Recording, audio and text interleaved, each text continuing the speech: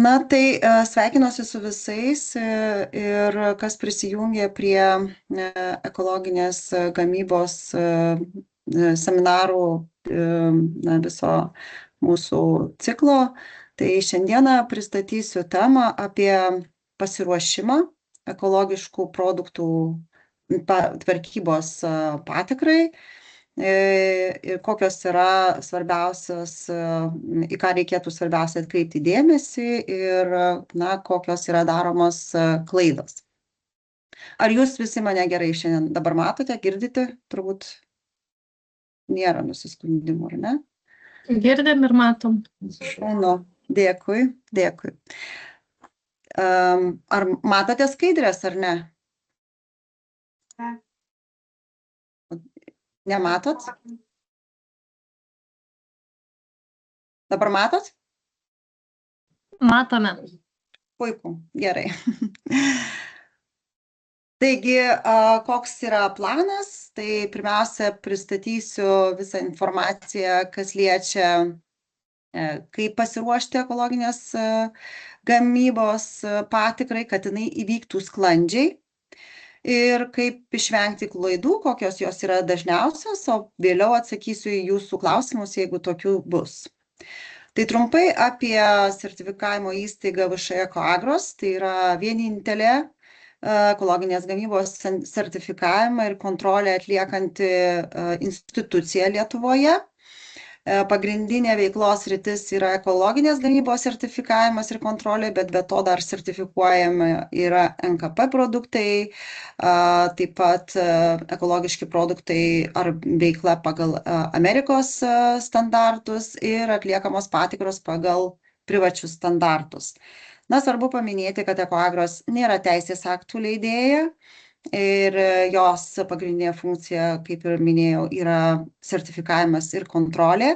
Tačiau Ecoagros teikia ir informaciją, ir konsultacijas klientams ir organizuoja mokymus.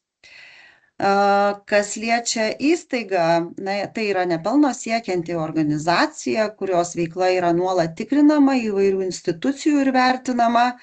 Taip pat vertina jos paslaugų kokybę ir klientai. Ir 2025 metais atliktos apklausos duomenimis klientai vertina paslaugų kokybę labai gerai. Na, tai prie temos pristatymo pradėsiu nuo oficialios kontrolės reglamento. Kodėl pradedu nuo jo? Todėl, kad būtent šis reglamentas nusako visas taisyklės dėl oficialios kontrolės ir kam turi būti taikoma oficiali kontrolė. Ir 2017 metais išleistas, pradėtas taikyti reglamentas, jau jame buvo įtraukta ir ekologiškų produktų kontrolė.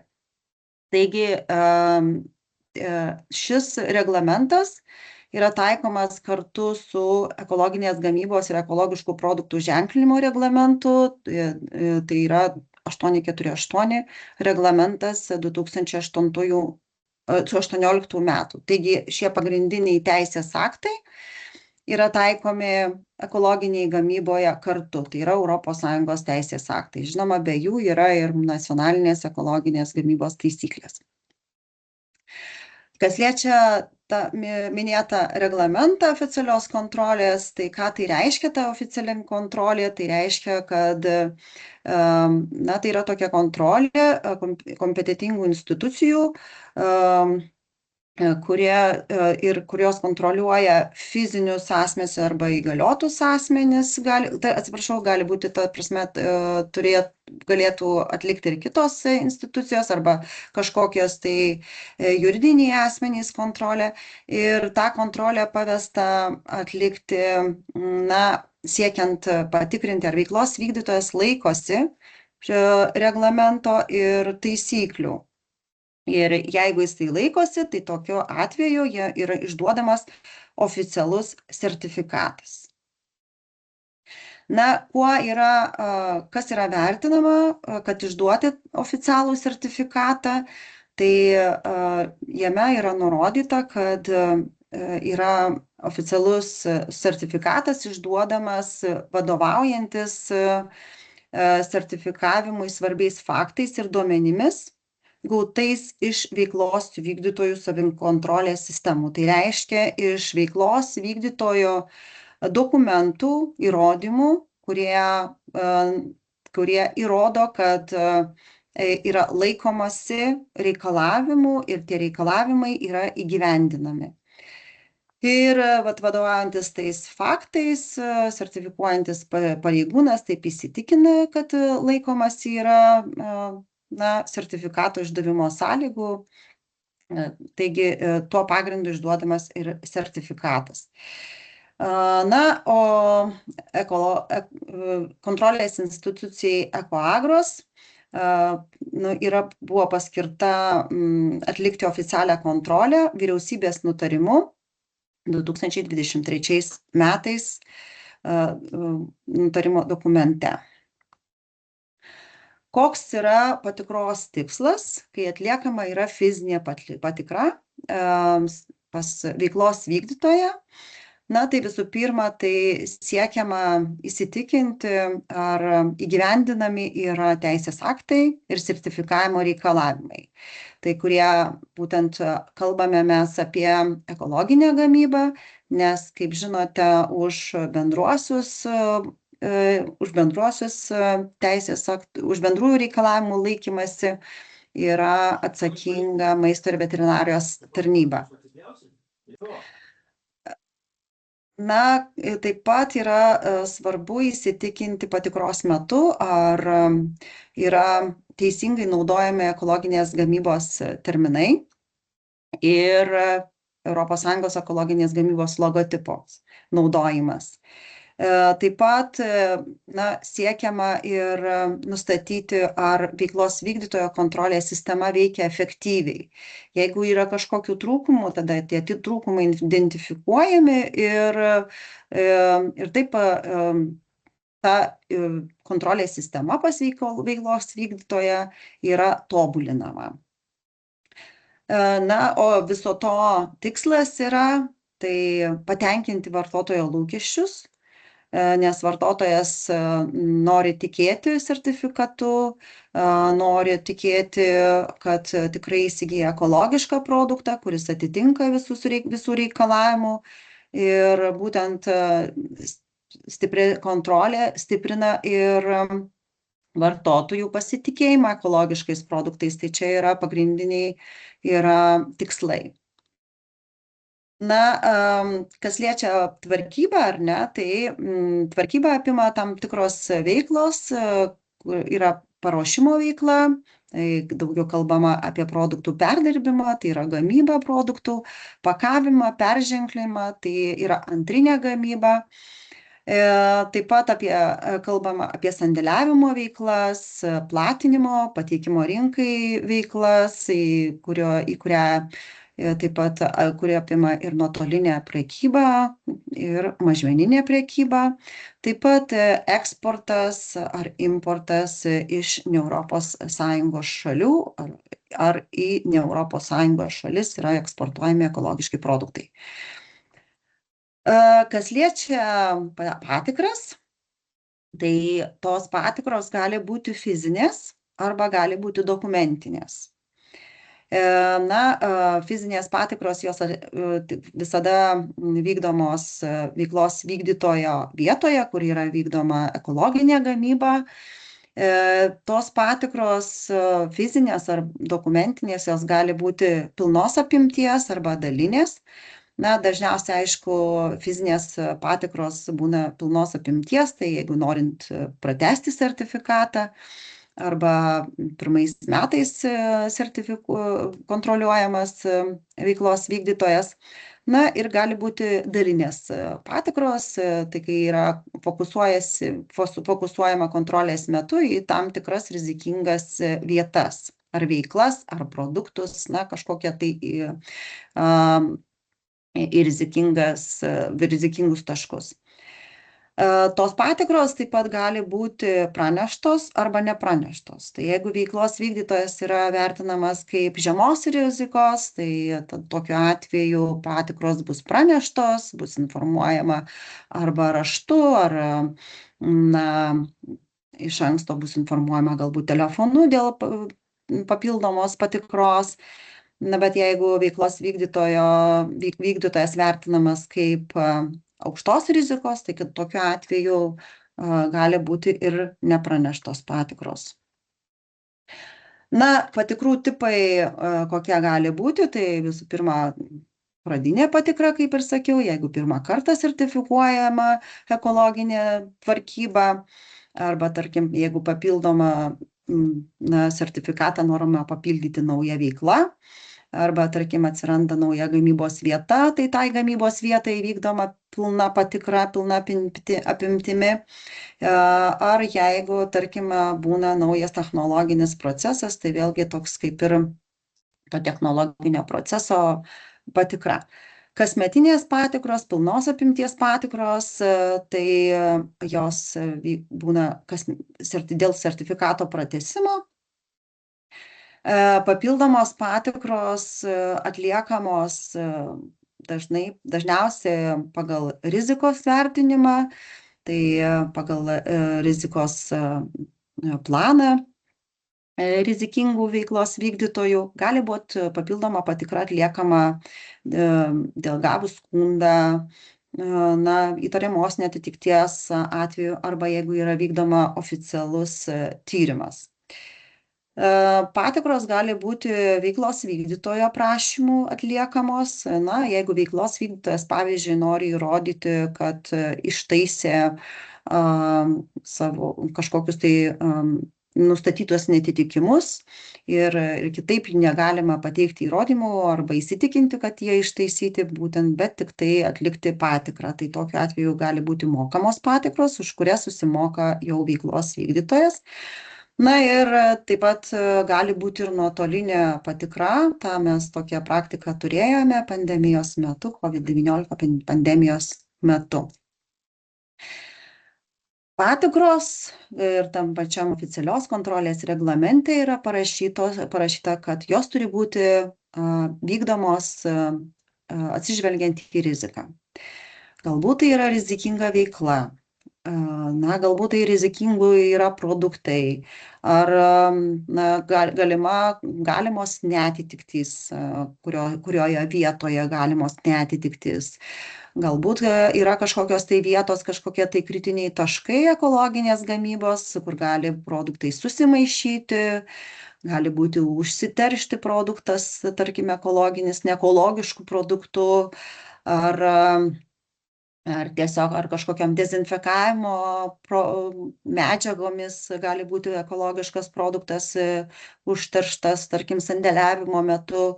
Na, taip pat dėl korekcinių veiksmų įgyvendinimo, tai vėlgi ar įgyvendinami tik tie korekciniai veiksmai, ar tikrai jų, na, ta netitiktis yra ištaisoma ir taip pat peržiūrimos yra ir procedūros ir, kaip minėjau prieš tai, savikontrolės rezultatais vadovaujantis yra tiesiog įsitikinama. Kas liečia patikras, jeigu tai patikra pranešant, kai pas veiklos vykdytoją, kuris yra žemos rizikos, tokiu atveju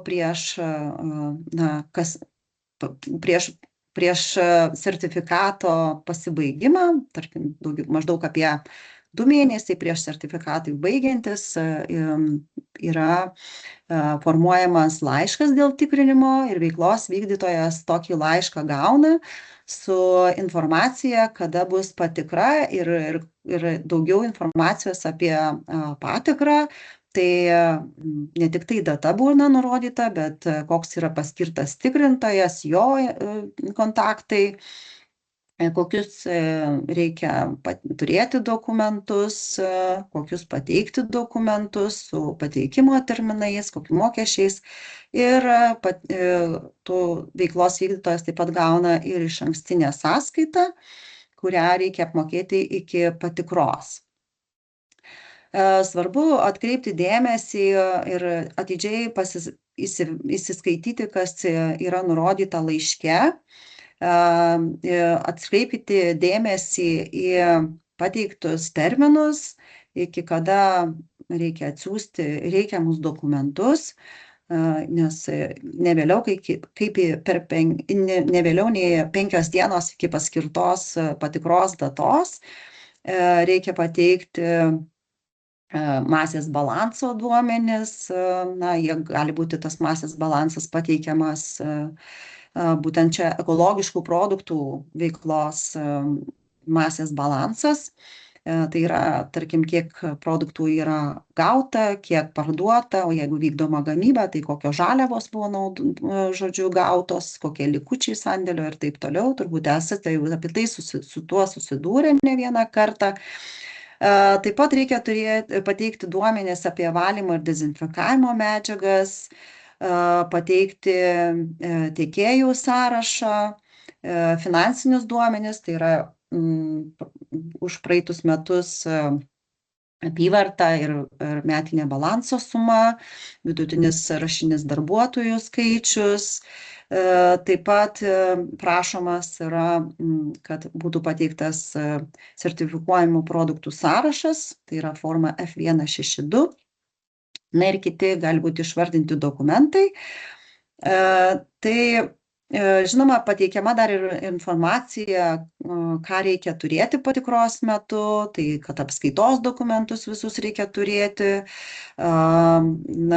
reikia turėti tiekėjų sertifikatus, pasirūpinti, kad turėtumėt žaliavų ar produkcijos likutį tikrinimo dienai, ir turėti taip pat procedūras, kuriuose aprašyta, kaip jūs įgyvendinate ekologinės gamybos reikalavimus. Taip pat pasižiūrėkite, ar jūs pas jumis yra nurodytas ir gali būti kažkokie tai įrašai, turėtų būti kažkokie įrašai dėl procedūrų peržiūros, kaip jie dažnai jos yra peržiūrimos. Atkreipkite dėmesį į atsargumo ir prevencinių priemonių planą, kad tokį turėtumėt. Žodžiu, dėl visų dokumentų, tai kad įrodyti, kad jūs įgyvendinat reikalavimus, tai būtinai turi būti tai įrodoma dokumentais, nes jeigu nėra dokumentų, nėra kaip užfiksuoti ar nustatyti, kad tas reikalavimas yra įgyvendinamas.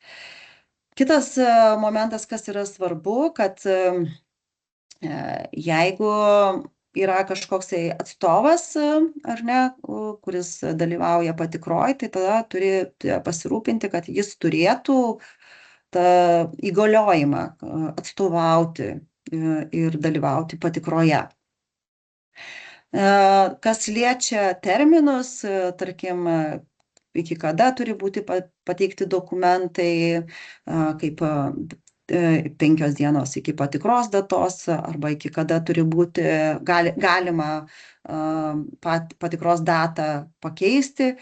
Tai į tai tikrai atkreipkite dėmesį, nes jeigu pavėluojama pateikti dokumentus, tada gali būti taikomas, negali būti, bet už pavėluotai pateikiamus dokumentus taikomas yra mokestis 60 eurų ir 60 centų su PVM. Ir jeigu perkeliate patikros datą, tai vėlgi įsivertinkite, kad būtų nepavėluotas tas jūsų informacijos pateikimas, nes tam irgi yra taikomas toks pats mokestis. Kas liečia pasikeitimus, kažkokius tai, tarkim, tai atkreipkite dėmesį, kad jeigu teikiate dokumentus, kad ir tą patį čia formą F162 ar kažkokią, jeigu pasikeitė receptūrą, teikiate 2 receptūras, tai dokumentai gali kisti ir tai dažna klaida, kad dokumentas būna užpildytas negaliojančioje formoje, todėl rekomenduojama naudoti Ekoagros tinklalapyje patalpintas formas ir naudotis labai prašome formos pildymo pavyzdžiais ir pateiktomis esamomis instrukcijomis. Na, tai vat vienas iš pavyzdžių, čia yra nurodyta, kaip pildyti, atkreiptas dėmesys į tam tikras vietas, paryškintos ir paryškintos tos vietos, pateikti pavyzdžiai. Tai, na, dėl šita forma yra labai svarbi, todėl kad joje pateikiama labai detali informacija, joje matosi ir subrangovų adresai, jų pavadinimai, ar atlieka tą veiksmą pats veiklos vykdytojas, ar tą veiksmą atlieka subrangovas ir kokie produktai yra nauji, tai būtina irgi pažymėti ant raide eilės numerio stulpelyje, kad galėtų ekspertas vertindamas arba tikrintojas vertindamas galėtų atkreipti dėmesį, galbūt tai yra naujas technologinis procesas, kad po to vėliau nereikėtų papildomų atlikti veiksmų, pavyzdžiui, ar patikrų ar panašiai. Tai šitas dokumentas tikrai svarbus, nes iš jo irgi daug informacijos, tarkim, sąrašas, kur yra produktų pavadinimai, tai tie produktų pavadinimai keliasi į sertifikatą. Taip pat ir produktų grupės irgi keliasi į sertifikatą, todėl parinkti produktų grupės reikėtų irgi tą parinkimą daryti atsakingai, kad tikrai atitiktų jūsų produkto grupė, atspindėtų jūsų produktą. Na ir tos būna klaidos, kaip ir minėjau, to sąrašo, kuris yra labai svarbus, tai kad būna parenkama netinkama produkto grupė, neišvardinamos visos veiklos, nenurodomi subrangovai arba veiklos adresai, ar nepakoreguojamas sąrašas, jisai nepapildomas po patikros ir ten, tarkim, jau išduodamas sertifikatas ir tada vėl prašoma pateikti, prašoma papildyti kažkokiu tai produktu sertifikatą ir tada jau dėl to būna vėlgi prasitęsia tas procesas, gaištamas laikas ir žinoma, tai tada papildomai ir kainuoja. Kas liečia pasikeitimus, tai apie pasikeitimus kontrolės institucija privalu informuoti reikalinga dėl įvairių priežasčių, tai gali būti ir pasikeitus technologiniam procesui, tai jeigu pasikeičia toks procesas, reikia pateikti technologinio proceso aprašymą. Taip pat, jeigu pasikeičia gamybos vieta ar patalpos pasikeičia, ar ne, tai tokiu atveju vėlgi reikalinga tai nurodyti deklaracijoje ir pateikti F162 formą, kur atsiranda naujas adresas. Na, keičiasi, jeigu receptūros, vėlgi tos pasikeitimus reikia per 5 darbo dienas pateikti kontrolės institucijai elektroniniu paštu ekoagros@ekoagros.lt, nes jeigu pasikeitimų nepateikėte, tada gali būti fiksuojama ir neatitiktis. Taigi, kad ar aš čia kažko nepraleidau, kad patikra vyktų sklandžiai, tai visų pirma, įsitikinkite, kad audito dieną yra visi su ekologinė gamyba susiję darbuotojai dalyvautų, kad jie būtų pasiekiami, kad jie galėtų pateikti reikiamus dokumentus. Tai žinoma, jūs kažkuris tai vienas atsakingas asmuo galbūt kontaktuos su tikrintoju, jis žinos, kelintą valandą jis atvyksta ir panašiai, koks yra planas patikros. Tai informuokite visus, buhalteriją, IT specialistus ar sandėlio darbuotojus ar panašiai, kurie valdo kažkokią informaciją ir turit kažkokius tai įrašus, nes kitaip, jeigu negaus tikrintojas įrodymų, dokumento, kuris reikalingas jam įsitikinti reikalavimo laikymaisi, tai bus traktuojama, kad galbūt nesudarytos sąlygos atlikti patikros arba bus taikoma neatitiktis, nes negalėjo įsitikinti dėl vieno ar kito reikalavimo įgyvendinimo, nes nebuvo pateikti dokumentai, nes, tarkim, buhalteriai išėjus, ten, tarkim, pietauti ar kažkas panašaus, arba atostogauja. Tai tuo pasirūpinkite, kad jau patikros dieną dalyvautų visi. Kaip ir minėjau, pasiruoškite ir išnagrinėkite, kas nurodyta laiške, jeigu tokį gaunate dėl kasmetinės patikros, kokios prašoma informacijos, tai jau tą informaciją turėkite, žodžiu, paruoštą. Į tikrintojo klausimus atsakykite, bendradarbiaukite su tikrintojų ekspertų, kuris atvyksta atlikti auditą. Atsakymus pagrįskite, žinoma, dokumentais. Ir kas liečia dokumentus, tai reikia pateikti dokumentų originalus, ne kopijas, nes, tarkim, tai kokie tai dokumentai gali būti, įvairūs dokumentai ir susiję su gamyba ir su apskaita. Visos patalpos, nesvarbu, ar tose patalpose vyksta kažkas tai su ekologinė gamyba ar nevyksta, jos turi būti prieinamos. Tai pasirūpinkite, kad būtų galimybė atrakinti vieną ar kitą patalpą ar kažkokį sandėlį, ar ne, jeigu tame adrese vyksta patikra. Tai ir, tarkim, ta patalpa arba kažkoks tai sandėlis, jame nėra jokių ekologiškų produktų, tačiau tas pats adresas, veiklos vykdytojas, jo pareiga yra įsitikinti, kad tikrai ten nevykdoma yra ekologinė gamyba, tai kas liečia, ar tai bus apskaitos sistema, veiklos vykdytojas privalo pateikti informaciją ir apie neekologiškų produktų veiklą. Kas liečia patikrą, po patikros jūs gausite patikros protokolą, tai labai rekomenduočiau persižiūrėti protokolę, pateikti informaciją. Jeigu jūs kažkokių turite klausimus, protokolę pateiktą informaciją, arba jūs nesutinkate su kažkokia, tai ar matote klaidą, tikrai informuokite tikrintoją, kad galėtų jis iš karto pataisyti, nes vėliau jau atitaisyti bus labai sudėtinga. Jeigu kažkas tai jau yra nustatyta kažkokie neatitikimai, tai jau po patikros, gavę patikros protokolo kopiją, jūs pradėkite ruošti taisymo darbus, kad ką jūs atliksite, kokius veiksmų imsitės ar priemonių, kokių jūs imsitės, kad ta neatitiktis nesikartotų, kaip patobulinsite savo kontrolės sistemą, siekiant išvengti neatitikties pasikartojimų.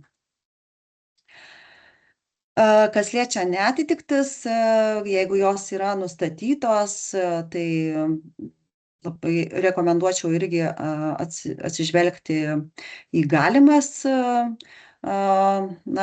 priemonės, kokios gali būti taikomos. Tai yra ministro įsakymų patvirtintas priemonių už ekologinės gamybos reikalavimų pažeidimus taikymo tvarkos aprašas.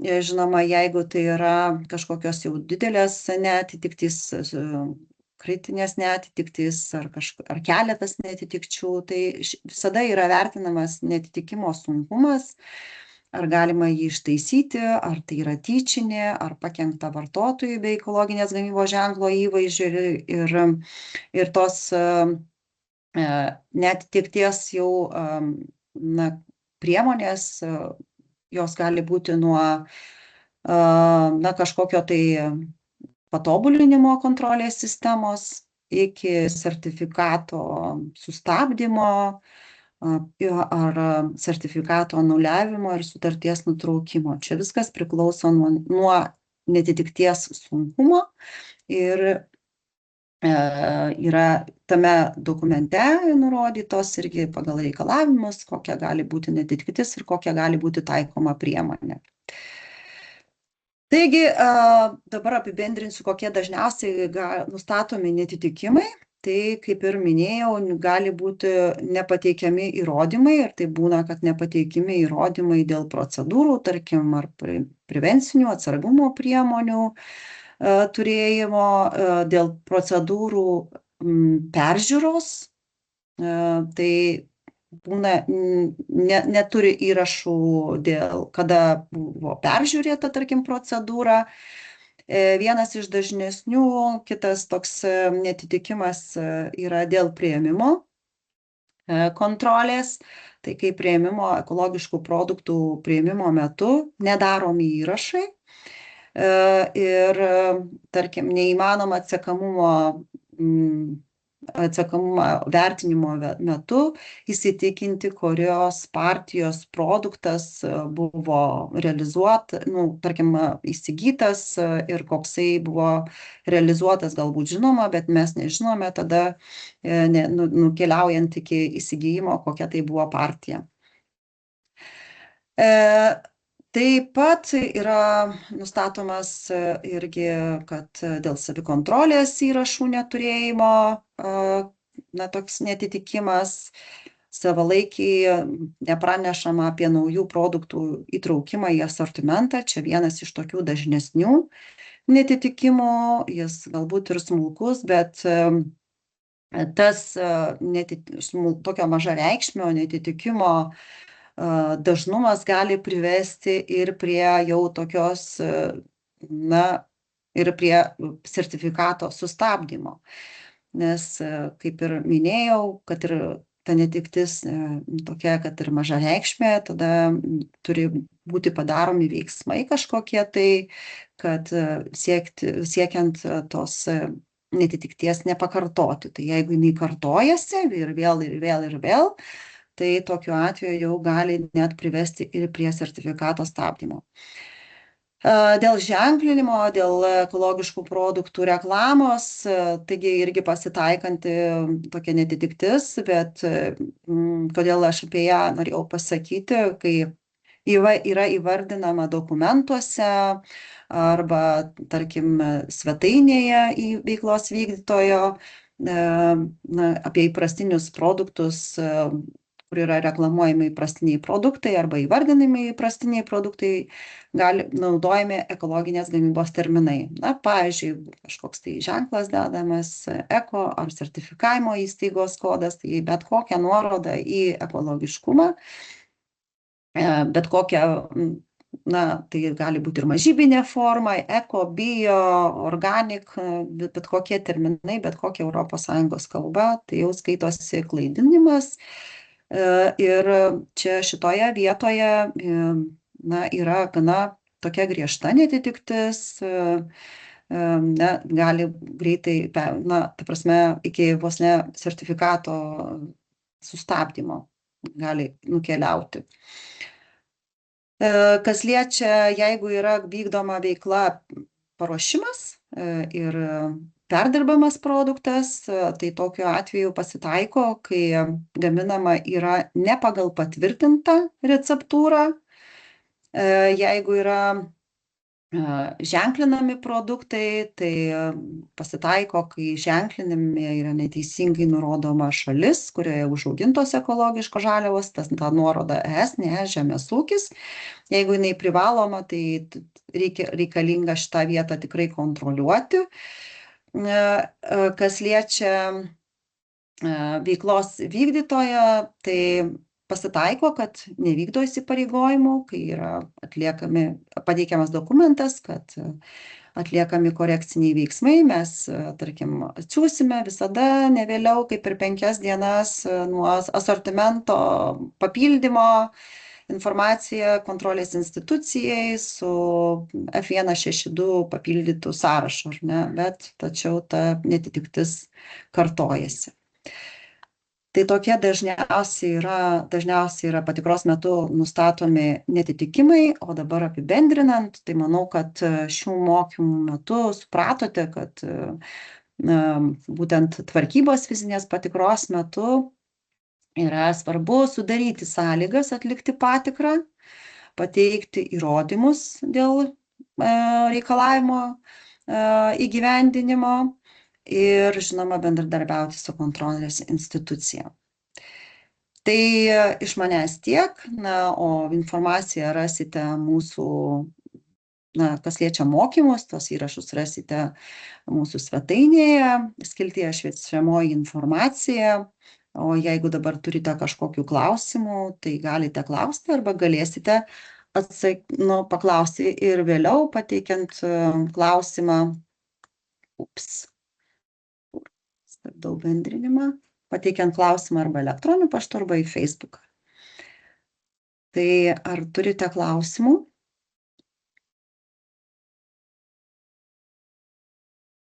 Nes čiate irgi nematau, kad kažkokių klausimų būtų. Tai jeigu klausimų neturite, tai ačiū Jums labai, kad prisijungėte, ačiū už Jūsų laiką ir linkiu visiems geros dienos. Viso geriausio.